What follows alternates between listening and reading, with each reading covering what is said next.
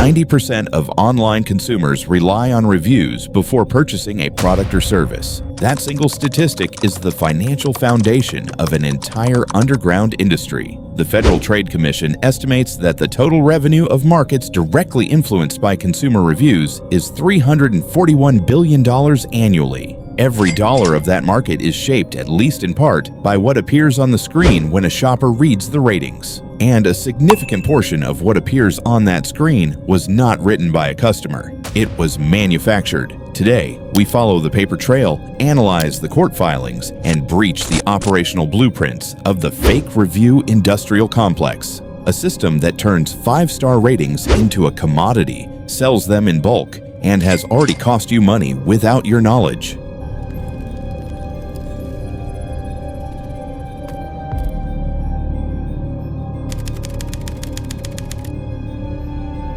To understand how a product with zero genuine customer base can accumulate thousands of verified 5-star ratings on the world's largest retail platform, we have to trace the specific operational mechanics of the review broker network.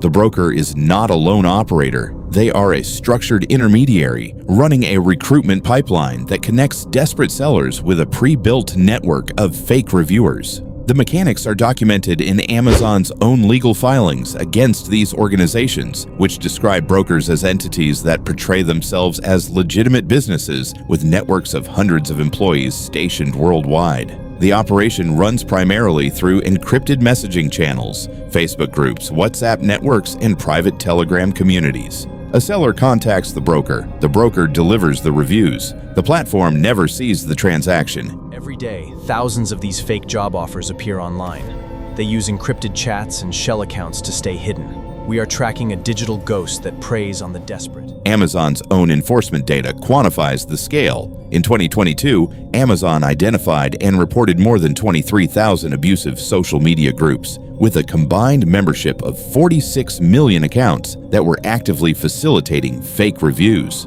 In 2023, Amazon blocked more than 250 million suspected fake reviews from its platform and took legal action against more than 150 individual bad actors across the United States, China, and Europe.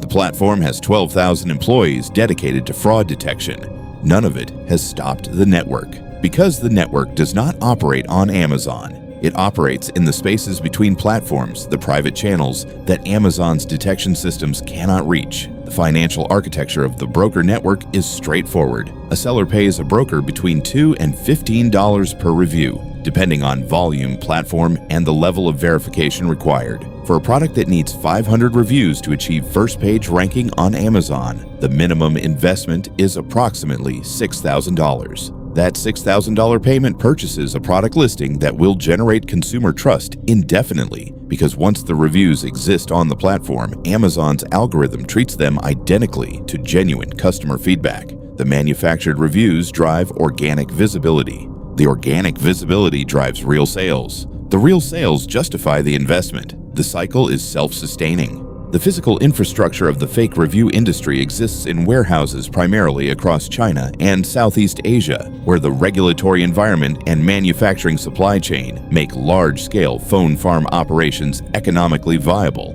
A documented operation raided in Thailand in 2017, one of the first publicly confirmed click farm seizures, yielded hundreds of mobile phones and 350,000 SIM cards. The scale was not an anomaly. Subsequent investigations and raids documented by law enforcement across the region confirmed that industrial-scale phone farms, operating thousands of synchronized devices from a single centralized control system, are the standard operational model. The technical mechanics of the warehouse operation are not sophisticated. Each phone is assigned a unique SIM card, giving it a distinct digital identity. Specialized software remotely controls all devices simultaneously, executing the purchase sequence, the verified review submission, and the account dormancy period required to avoid platform detection flags. The operation does not require skilled labor. It requires shelf space, SIM cards, and a centralized control terminal. A warehouse operator in Ningbo, Zhejiang Province,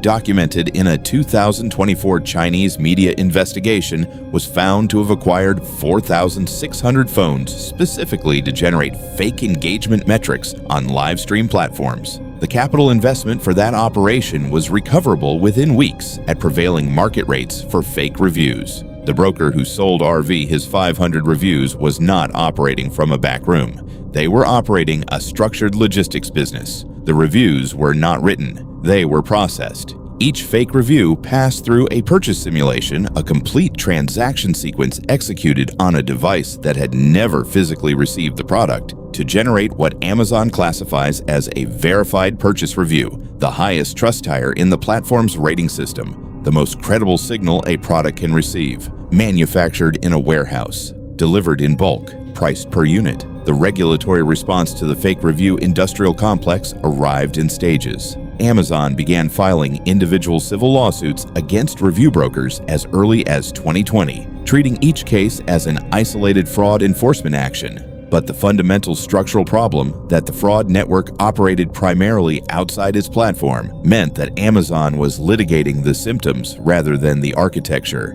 In October 2024, Amazon and Google filed coordinated, simultaneous lawsuits against a single Bangladeshi operator named Proloy Pandit and his site, bigboostup.com, in federal courts in Washington State and California, respectively. Google's complaint stated that Pandit's operation claimed it could post positive or negative reviews for any business on Google Maps. Quote, for businesses they have never visited, instead posting fraudulent and misleading reviews for financial gain. The FTC's response addressed the structural gap that individual lawsuits could not close. On August 14, 2024, the Federal Trade Commission finalized the trade regulation rule on the use of consumer reviews and testimonials. The rule, effective October 21, 2024, established for the first time that purchasing, selling, or disseminating fake reviews is a federal civil violation carrying penalties of up to $51,744 per individual violation. The rule explicitly covers AI-generated fake reviews,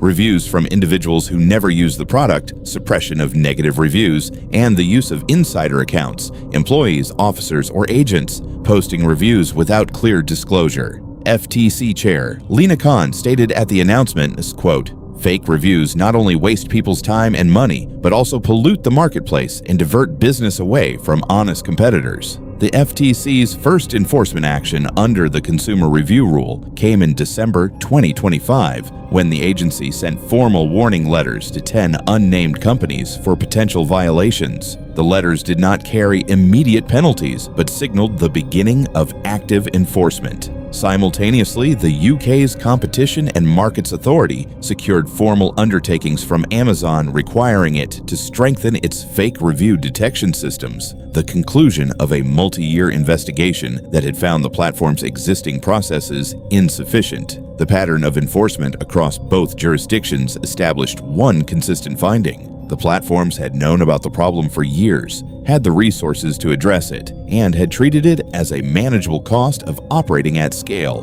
rather than a structural failure requiring systemic correction. RV's 500 reviews are still on Amazon. The algorithm promoted his product to the first page of search results within 30 days of their publication. His product sold 1,200 units in the following quarter. The reviews generated by a warehouse full of phones he never saw, written by accounts that never received his product, continue to influence purchase decisions by real consumers every day. The FTC rule now makes the transaction that funded those reviews a federal civil violation. But the reviews themselves, already indexed, already trusted, already embedded in the platform's ranking system, carry no mechanism for retroactive removal based on their origin. Amazon blocked 250 million suspected fake reviews in 2023. The platform processed approximately 10 billion product reviews in the same period. The FTC's $341 billion estimate of review-influenced commerce represents the total market that runs on consumer trust in rating systems. As of October 2024, every fake review purchased in the United States is a federal civil violation. As of December 2025, the FTC has issued its first warning letters under the rule. No civil penalties have yet been imposed on a seller for purchasing fake reviews under the new regulatory framework. The brokers who supplied those reviews continue to advertise on Telegram. The last product you bought had reviews. The algorithm ranked it based on those reviews. You made a decision based on that ranking. The FTC estimates the market those reviews influence at $341 billion annually. The rule that makes manufacturing them illegal has been in effect for 8 months. The warehouses that produce them are still operational. The Telegram channels where you can order them are still active. The court filings are public. The invoices are documented. The stars are still there.